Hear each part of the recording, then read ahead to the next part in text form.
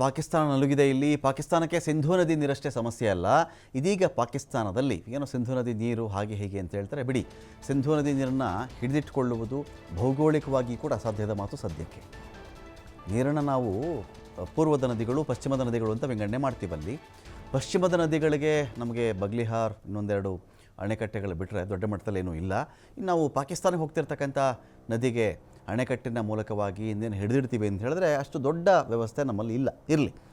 ಸಿಂಧೂ ನದಿ ನೀರು ಮಾತ್ರ ಸಮಸ್ಯೆ ಅಲ್ಲ ಅವರಿಗೆ. ಇದೀಗ ಪಾಕಿಸ್ತಾನದಲ್ಲಿ ಮೆಡಿಸಿನ್ ಕಾಸ್ಟ್ಲಿ ಆಗಿಬಿಟ್ಟಿದೆ, ಗೊಬ್ಬರಕ್ಕೆ ಒಂದು ದೊಡ್ಡ ಕೊರತೆ ಇದೆ. ಅಲ್ಲಿ ಅಗತ್ಯ ವಸ್ತುಗಳ ಬೆಲೆ ಈಗಲ್ಲ, ಏನೋ ಈಗ ಮೊನ್ನೆ ಅಟ್ಯಾಕ್ ಮಾಡಿಬಿಟ್ರು ಆವಾಗಿಂದ ಅಲ್ಲಿ ಬೆಲೆ ಜಾಸ್ತಿ ಅಂತಲ್ಲ, ಬಹಳ ದಿನಗಳಿಂದಾನೇ, ಬಹಳ ತಿಂಗಳಿಂದಾನೇ ಪಾಕಿಸ್ತಾನದಲ್ಲಿ ಎಲ್ಲ ಅಗತ್ಯ ವಸ್ತುಗಳ ಬೆಲೆ ಏರಿಕೆ ಆಗಿಬಿಟ್ಟಿದೆ. ಅಲ್ಲಿ ಜನ ಮತ್ತಷ್ಟು ಹೈರಾಣ ಆಗ್ತಾ ಇದ್ದಾರೆ. ಇದೀಗ ಪಾಕ್ನ ಕೆಲವೆಡೆ ನೀರಿಲ್ಲದೆ ಊರು ಬಿಡ್ತಾ ಇದ್ದಾರೆ ಜನ.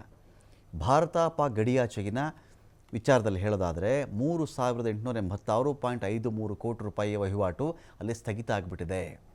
ಭಾರತಕ್ಕೆ ತೊಂದರೆ ಇಲ್ಲ ಇದರಿಂದ. ಅಲ್ಲಿಂದ ನಮಗೇನೋ ಬರ್ತಾ ಇತ್ತಪ್ಪ, ನಮಗೀಗ ಪ್ರಾಬ್ಲಮ್ ಆಗಿಬಿಡುತ್ತೆ, ಆ ಥರದ್ದೇನೂ ಇಲ್ಲ.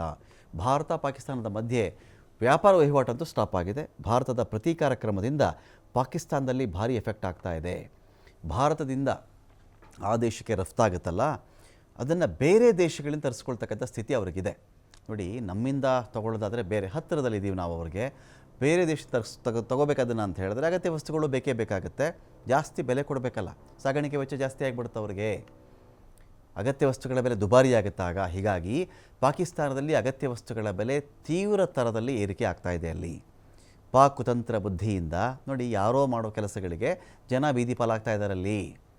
ಪಾಕಿಸ್ತಾನದ ಔಷಧ ಕ್ಷೇತ್ರಕ್ಕೆ ಭಾರತದ ಪ್ರತೀಕಾರದಿಂದ ದೊಡ್ಡ ಹಿನ್ನಡೆ ಆಗ್ತಾ ಇದೆ. ಅಲ್ಲಿ ಕಡಿಮೆ ಅವಲಂಬನೆ ಹಿನ್ನೆಲೆಯಲ್ಲಿ ಭಾರತಕ್ಕೆ ಯಾವುದೇ ಆರ್ಥಿಕ ನಷ್ಟ ಸಂಭವ ಇಲ್ಲ ಅಂಥೇಳಿ ವರದಿ ಇದೆ.